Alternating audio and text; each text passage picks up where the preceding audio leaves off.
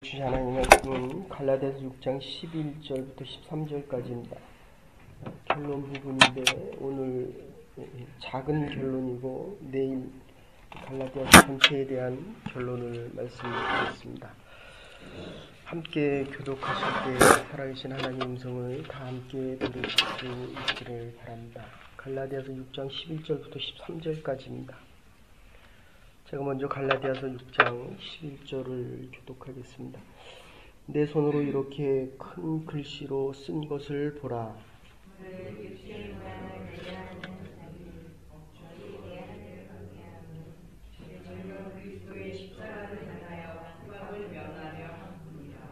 같이 보십시다. 할례받은 저희라도 스스로 율법을 지키지 아니하고 너희로 할례받게 하려 하는 것은 너희의 육체를 자랑하려 함이니라. 아멘. 오늘 주시는 말씀은 육체를 자랑하는 자에 대한 이야기입니다. 내일 이 갈라디아서의 전체 결론을 말씀드리겠지만 오늘은 이 소극적인 의미의 결론입니다. 지금까지 갈라디아서에 대한 것, 믿음으로 의롭게 얻는다는 것을 요약하는 것입니다. 그리고 이것을 실제 생활에 어떻게 적용할 수 있는가에 대한 것입니다. 그러니까 하나님의 말씀을 들을 때마다 이것이 나의 것이 돼야 됩니다.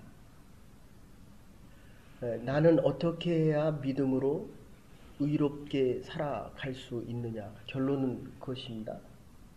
내 가진 것을 자랑하는 것입니다. 그건 믿음이 아니라는 것입니다. 이게 얼마나 엄청난 사건입니까?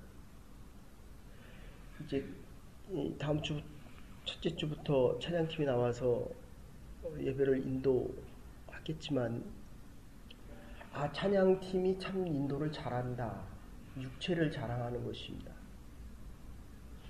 첫 찬양을 들으면서 정말 하나님의 사랑이 느껴지고 믿음이 이런 것이구나.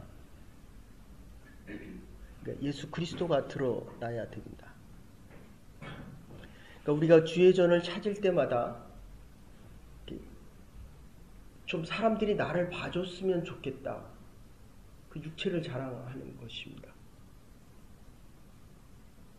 그러니까 나를 보면서 하나님이 나를 이렇게 사랑하시는구나. 그리고 세 번째 결론을 얘기하면 이 주의 전을 찾을 때마다 절망하고 낙심하면 아니 된다는 것입니다. 이따가도 말씀드리죠. 마태복음에서도 그렇게 얘기합니다. 제가 한국에 있을 때 명함으로 명함에다가 목사님인데 명함에다가 그 밑에다가 40일 기도 이렇게 써 놓은 사람의 명함을 제가 직접 받은 적이 있습니다. 종교적인 의의를 자랑하는 것입니다. 근데 뭐라고 얘기합니까? 골방에 들어가서 아무도 모르게 기도하라는 것입니다. 심지어 우리가 이렇게 새벽 기도 얼마나 힘들고 어렵게 주의 전에 나와 예배드립니다. 이거 힘든 거 알아달라. 이거는 믿음이 아니라는 것입니다. 또 그런 얘기 자주 하죠. 왜 나는 새벽 예배 나오는데 남편과 아내 또는 다른 분에게 그렇게 얘기할 수 있습니다. 왜 당신은 새벽 기도 나오지 않습니까? 당신의 믿음이 왜 그렇습니까? 이게 나중에 지금 어디로 가고 있냐면 할례의 문제로 또다시 돌아갑니다. 로마가 핍박을 하고 있었고 로마가 유대교는 인정했지만 기독교는 인정을 하지 않았습니다. 그러니까 할례를 받으면 로마로부터 핍박이 없었습니다.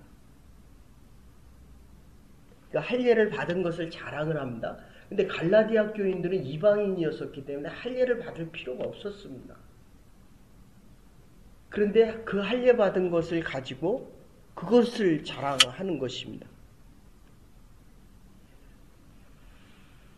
여러분들 이 평신도 조금 죄송합니다. 평신도라는 표현을 쓰긴 좀 그렇지만 어쨌든 우리가 일반적인 신앙생활을 하다가 신학생이 되면요. 신학 저 역시 그랬지만 신학을 배우면 신학을 모르는 사람들이 되게 우습게 보입니다. 그게 우습게 보일 일입니까? 근데 우스워 보여요. 뭐를 자랑하기 때문에 그렇습니까? 내가 알고 있는 지식을 자랑하기 때문에 그렇습니다. 우리 자동차 타고 다닐 때도 그렇죠. 제가 지금도 기억나는데, 목사님 제가 무슨 차를 살까요? BMW를 살까요? 그래서 수입이 없는데 어떻게 그렇게 대학생이 BMW를 살까요? 아니면 시빅을 살까요? 근데 이 시빅을 사는데 왕 하면서 브릉 가는 차를 그거를 사고 다다다다다다 하면서 이게 좀 운전하고 싶어서 자랑하고 싶어서 어떤 친구가 BMW를 사고 나서는 밤에 240을 달렸다는 거예요. 240. 하나님의 은혜다. 저거 잡아가지 저거 240면은 취소잖아요. 밤중에 나가서 새벽에 아무도 없는 데 가서 240을 달렸다는 거예요. 이렇게 좀 자랑하고 싶은 거거든요. 혼자서 많이 자랑하고 혼자서 많이 만족해 하십시오. 그런데 내가 타는 이것 때문에 다른 사람이 마음에 상처 입는다면 우리가 조금 더 그거는 믿음의 행동은 아니다.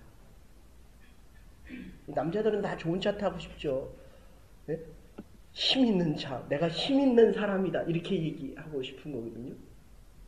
어쨌든 그래서 이 실제에 적용을 하고 믿음으로 의롭다 된다는 것이 무엇인지를 실제로 적용하고 세 번째는 소망을 줘야 됩니다. 어제도 어떤 분하고 만나서 신앙생활을 거의 30년, 40년을 했는데 이 교회 나오면 나올수록 믿음의 좌절과 아픔을 느낀다는 겁니다. 여러분들 그냥 나오는 분들도 있지만요. 정말 믿음을 가지려고 나오는 분들도 있습니다. 근데 누구에게 상처받습니까? 믿는 사람에게 상처받는 것입니다. 이게 너무 이상하잖아요. 한국의 청경자 화백에 대한 그림이 있습니다. 하나에 몇 억, 몇십억, 어떤 거는 몇백억인데 그게 비싸니까 가짜가 있는 거거든요. 근데 이게 이상한 게 검찰은 진짜라고 하는데 정작 본인은 그게 가짜라고 얘기했거든요. 그리고 세상을 떠났어요. 근데 이게 아직도 재판이 진행 중입니다. 여러분 생각은 어떨 것 같습니까? 자기가 그린 그림을 자기가 모르겠습니까? 여러분들 우리가 지금 신앙생활을 하러 하나님 앞에 나와 예배드리는 사람들입니다. 내가 진짜인지 가짜인지 모릅니까? 예, 여러분 앞에 서는 저도 어제 말씀드린 이 Father, 어떤 때는 정말 부끄러워서 설 수 없을 정도의 믿음의 고백을 하나님 앞에 하고 서기도 하거든요. 이게 하나님의 은혜가 없이는 여기서 말씀을 못 전합니다. 그러니까 하나님의 은혜 없이는 이 하나님의 전을 찾을 수 없는 게 이게 믿음의 고백입니다. 시스타 성당 보십시오. 미켈란젤로가 그 4년 동안 벽화를 위에 이루고 칠했으니 이게 얼마나 힘들었겠습니까? 이게 빛을 보고 거기다 빛을 칠했으니까 얼마나 힘들겠습니까? 그런데 그걸 다 칠하고 중간중간 쉴 때마다 밖에 본 게 그게 자연이거든요. 아름다운 하늘을 봤고 지저귀는 새들을 봤고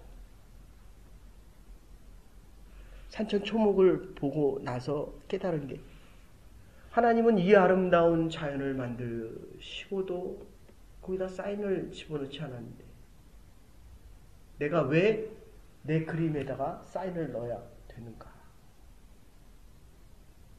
이게 얼마나 맞는 얘기입니까? 이 땅에서는 이 땅에 살아가면서 나중에 자기의 이름을 역사에 기록하라고 얘기를 합니다. 근데 하늘에서는 어떨 것 같습니까? 하나님께서 우리에게 하나님의 나라의 일을 하면서 과연 우리의 이름이 나기를 원할까? 이름이 나도 되죠. 그러나 우리를 통해서 하나님의 이름이 더 드러나야 된다는 겁니다. 하나님의 영광이, 내가 너희의 영광이 되고 너희가 나의 영광이 된다. 이 소망을 가질 수 있는 것. 그러니까 소망이 있기 때문에 믿음의 생활을 하지만 이 믿음을 가지고 이 소망은 하나님의 나라가 더 확장되고 내가 너희의 영광이 되고 너희가 나의 영광이 되는 것, 이게 하나님께서 우리에게 원하시는 것이라고 한다면 우리가 살아갈 만하다는 겁니다. 그래서 어쨌든 우리에게 소망을 줄 수 있어야 됩니다. 결론에 가서는 항상 소망을 줘야 되는데 갈라디아서 강의 2개의 이 결론 중에서 내일 조금 더 말씀드리겠지만 제일 중요한 것은 이 율법과 믿음에 대한 것, 이 복음이 뭡니까? 요한복음 3장 16절. 하나님이 나를 이처럼 사랑한다는 것입니다. 사랑을 하라는 것은 율법입니다. 사랑하는 마음을 가지라는 것입니다. 다시 말씀드립니다. 우리의 자녀들을 때려도 그 아이가 사랑하는 마음이 있어야지 때릴 수 있다는 거예요. 이게 맞으면서 두고 보자. 내가 힘이 더 커지면 내가 이거 나가겠다라는 마음이, 그럼 때리면 안 된다는 겁니다. 그러니까 아무리 우리가 병이 들고 그리고 오랜 시간 누워 있어도 정말 그 안에서 하나님이 내가 너를 사랑한다. 네 아프고 힘든 과정, 내가 당하는 이 어려움과 고난이 하나님을 더 사랑하고 하나님의 사랑을 아는 과정이라고 한다면 그거는 당할 만하다라는 것입니다. 그러니까 우리가 이 자리에 나와 예배 드리면서 하나님의 말씀을 들어도 정말 하나님이 나를 사랑한다 이 마음이 안 들면 이건 예배가 아니라는 것입니다. 이 목사가 잘못 전하는 것이다라는 겁니다. 문제가 있다는 것입니다. 그래서 사랑하는 것보다 사랑하는 마음을 가지게 할 수 있어야 한다는 겁니다. 사랑이 좋은 거 모르는 사람이 어디 있습니까? 근데 이 사랑하는 마음이 안 드는데 어떡합니까? 사랑하는 마음이 들도록 해야 한다는 것입니다. 그래 갈라디아서 1장부터 6장까지 책망하는 말도 있고 비판하는 말씀도 있고 우리의 마음을 찌르는 말도 있고 여러 가지 법으로 적용하면 그 법에 적용되어지면 죄에 대한 자책감을 안 느끼는 사람이 아무도 없습니다. 하나님의 말씀을 들으면 이 찔리지 않는 사람이 아무도 없다는 거예요. 그런데 그거보다도 하나님이 나를 더 사랑한다라는 이 사랑의 기쁨과 사랑의 마음이 훨씬 크다는 것입니다. 이게 복음이라는 것입니다. 그래서 기도의 응답 속에서 우리에게 들려지는 이 기도의 응답은 늘 우리에게 하나님께서 십자가에 달려 돌아가신 이 사건보다도 그 미켈란젤로의 피에타라고 하는 그림 보면 마리아가 예수를 안고 우는 장면이 있습니다. 예수님께서 돌아가신 것보다도 우리를 사랑하셨다는 이 사랑이 더 크게 느껴질 수 있는 것을 알라는 것입니다. 그러니까 죄전을 찾을 때마다 하나님에 대한 사랑이 우리가 살아가야 될 이유가 있다는 것입니다. 오늘 이 본문이 이렇게 시작됩니다. 그래서 미켈란젤로가 그 시스티나 성당의 그 천지창조를 그리고 나서 사인을 붙이지 않고 그리고 이제 눈이 멀기 시작합니다. 그 하늘을 바라보고 그림을 그렸으니까 눈이 얼마나 멀었겠습니까? 네? 오늘 11절에 보면 내 손으로 너희에게 이렇게 큰 글씨로 쓴 것을 보라. 내가 큰 글자로 쓴다고 하는 것은 이거 친필로 쓰는 것을 이야기합니다. 그러니까 큰 글자. 그냥 우리가 일반적으로 생각하면 영어에도 그 뭡니까? 대문자 있고 소문자 있지 않습니까? 그런 식입니다. 그리고도 대문자가 있고 소문자가 있습니다. 그리고 두 번째로 본다면 이 큰 글자는 아예 눈이 잘 안 보여서 큰 글씨로.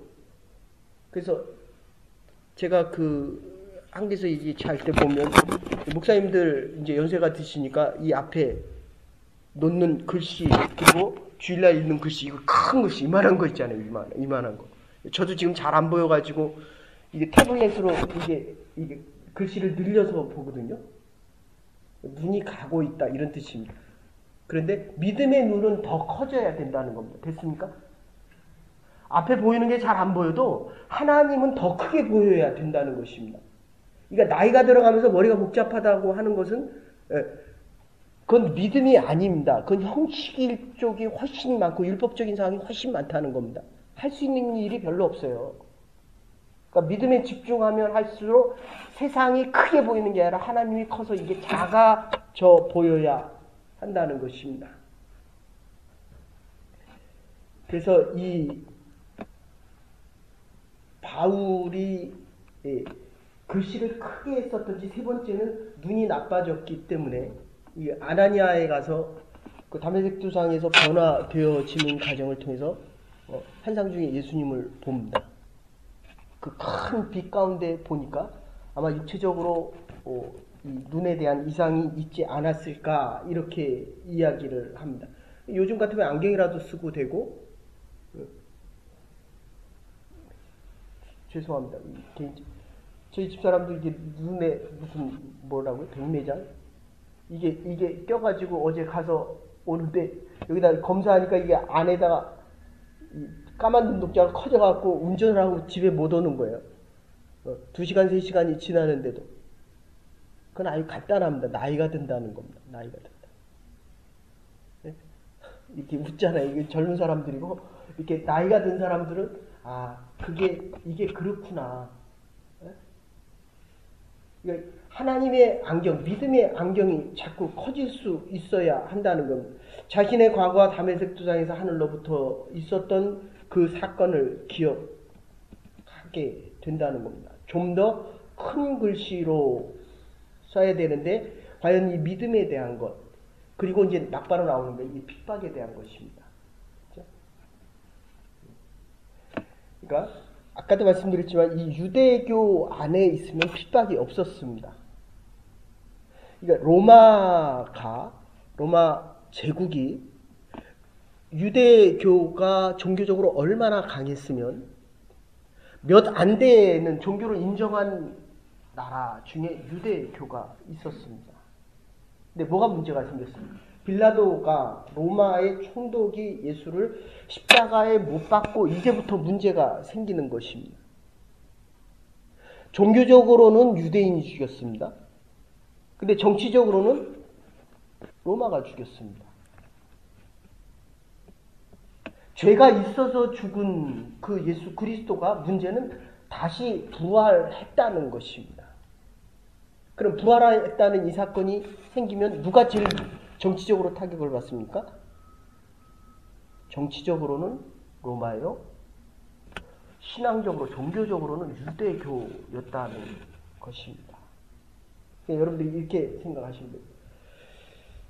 아시아 국가에서 한국이란 나라가 가장 기독교가 발전되었던 이유는 이 당시로 보면 지금 AD 한 60년, 70년입니다. 근데 313년 콘스탄티노플이 기독교를 로마의 종교로 인정할 때까지 거의 한 260년 정도 핍박을 받습니다. 그래서 아우구스티누스가 이렇게 이야기합니다. 핍박이 없는 그리스도인의 믿음은 죽은 믿음이다.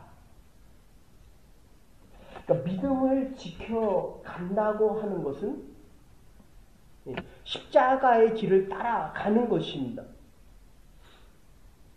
그런데 우리가 믿음 생활을 하면서도 이 할례라고 하는 것, 로마로부터도 인정을 받고 유대인이 되면 핍박이 없었습니다. 그러면서 믿음을 지킬 수 있다라고 생각했다는 것입니다. 이게 얼마나 합리적입니까?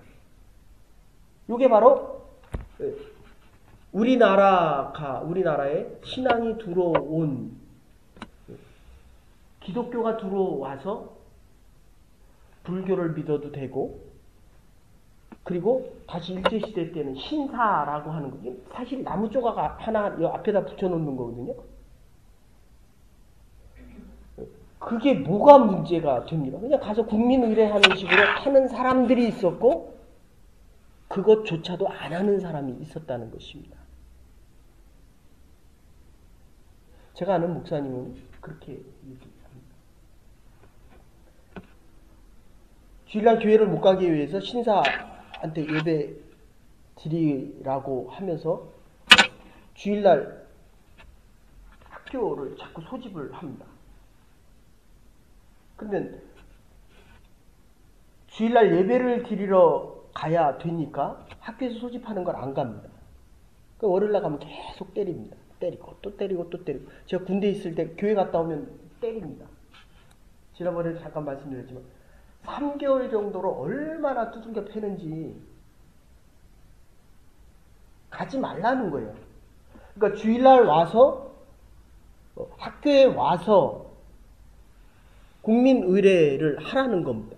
이거 안 가니까 매일 때리니까 월요일마다 가서 그 목사님을 끼리가 맞습니다. 그러니까 나중에 한 6개월 정도 지나니까 담임선생님이 그러더래요. 그냥 예배 드리고라도 와라. 그러면 출석으로 쳐줄 테니까. 이게 뭐가 문제입니까? 예배 드리고 갔는데. 아니라는 거예요. 주의 날은 주의 전에서 그러니까 학교 와서 공을 차라는 거예요. 학교 와서 놀라는 겁니다. 근데 주의 날은 뭐라고 얘기하냐? 제가 여기 처음에 왔을 때만 해도 저도 그랬습니다.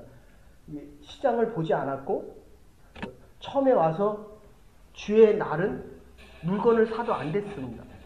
이게 어디 신발을 신고 2위에 올라옵니까?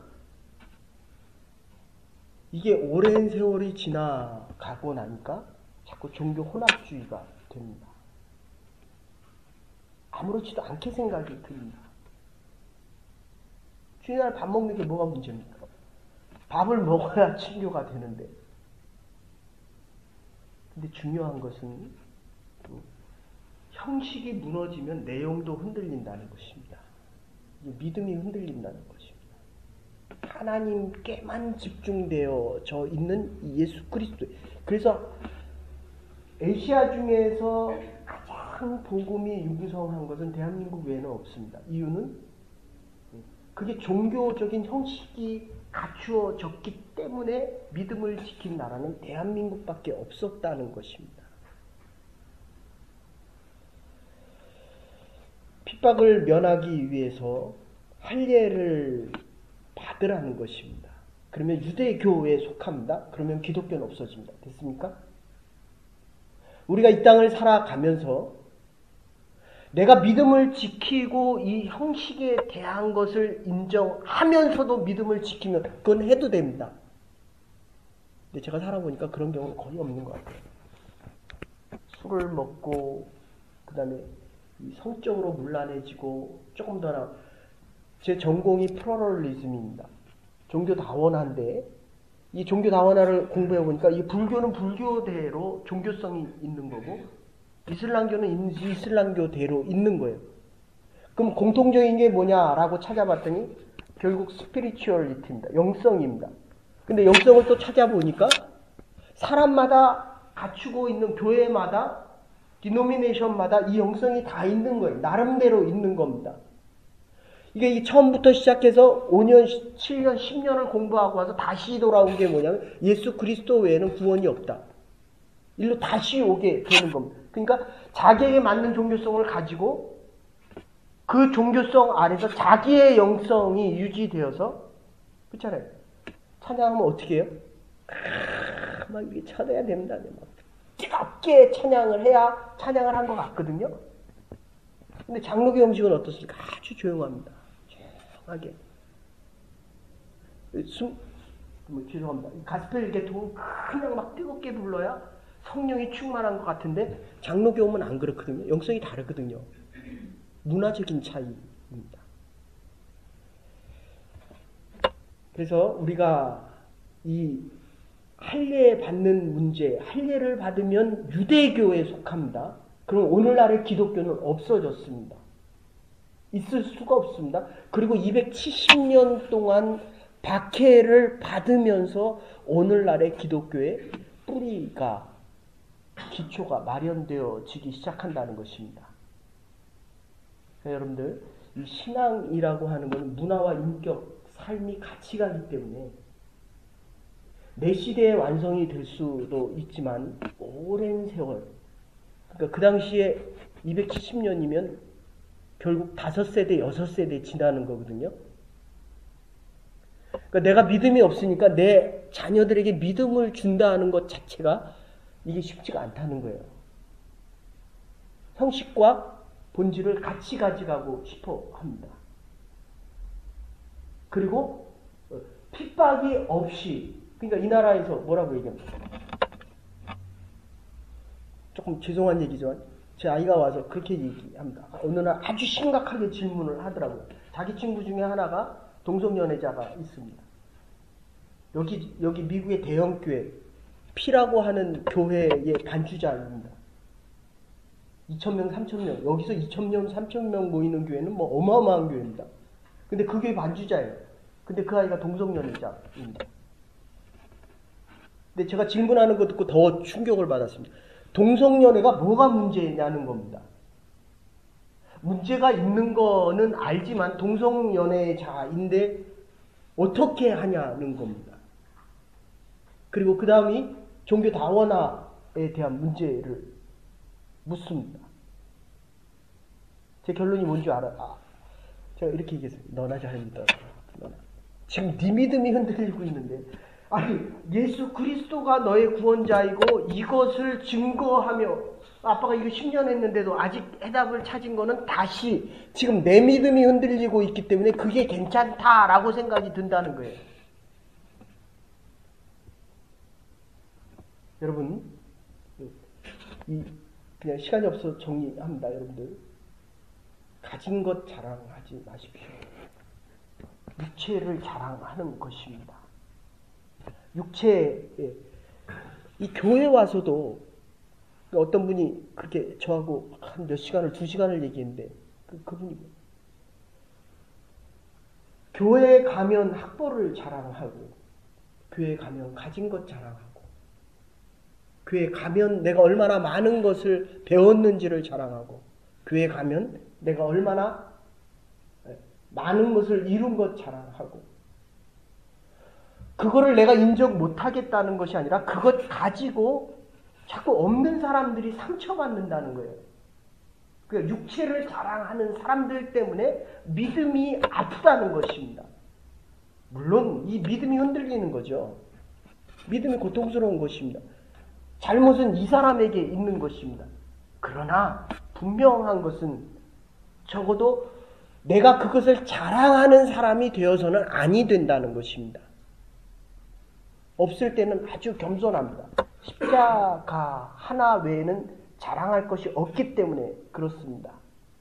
그런데 자꾸 많아질수록 우리는 이 많은 것을 가지고 자랑하고 싶어 한다는 것입니다. 그래서 이 12절 보십시오. 육체의 모양을 내려 하는 자들과 13절에 육체를 자랑하려 함이니라, 이렇게 결론을 내리고 있습니다. 나는 할례 받은 사람이다. 그리고 나의 가진 것들을 자랑합니다. 학벌을 자랑하고, 그리고 조금 더 나아가면 내가 40일 금식하는 걸 자랑하고, 내가 새벽기도 나오는 것을 자랑하고, 내가 40년 믿은 것을 자랑합니다. 이것은 육체를 자랑하고 외식 있는 자로 내가 바뀌고 있다는 것입니다. 여러분, 우리의 자랑하는 것을 조심해야 됩니다. 아까도 말씀드렸지만 고린도후서 1장 14절에 이렇게 얘기합니다. 우리 주 예수의 날에 너희가 우리의 자랑이 되고 우리가 너희의 자랑이 되게 하려 함이니라. 우리가 자랑할 것은 예수 그리스도 외에는 없다는 것입니다. 예수 그리스도만이 우리의 자랑이 되어야 한다는 것입니다. 우리가 이 땅에 살지만 이 땅에서 받을 것보다 하늘에서 받을 영광이 더 커야 됩니다. 아멘. 내가 이 땅에 쌓은 재물보다도 하늘에 쌓은 재물, 하나님을 위해서 사용한 이 재물이 더 많기 때문에 하나님의 나라의 이 영광이 더 커야 된다는 것입니다. 이제 우리가 선교를 시작하고 홈리스를 위하여 일하고 우리의 작은 것 가지고 많이 사용하십시오. 하늘나라의 영광이 우리의 가정과 자녀들과 우리의 앞날에 충만할 것입니다. 이 땅의 재물 쌓지 마십시오. 그러기에 하나님 우리를 부르셔서 이 아침에 믿음을 주십니다. 십자가 외에는 자랑할 것이 없기 때문에 너희가 나의 자랑이 되고 내가 너희의 자랑이 되기를 원하노라. 바울의 고백입니다. 우리가 하나님의 자랑이 되고 하나님이 우리의 자랑이 될 수 있는 우리의 남은 날들과 하나님의 교회가 될 수 있기를 주의 이름으로 축원합니다. 이제는 괴머리 되신 우리 주 예수 그리스도의 극진하신 은혜가 하나님의 만하신 사랑과 성령의 감동 교통하심이 저희를 불러주시고 믿음 주셔서 하나님의 나라를 위하여 2017년을 준비하며 우리가 하나님의 자랑이 되고 하나님이 우리의 자랑이 되어 남은 여생을 하나님의 영광 중에 살아가기로 결단한 부름받은 주의 백성들과 우리의 가정과 우리의 자녀들과 우리의 남은 날들 위해 이제로부터 영원토록 함께 하시옵기를 축원하옵나이다. 아멘. 오늘도 하나님의 영광 중에 살아갈 수 있는 믿음의 사람들, 하나님의 사람들 될 수 있기를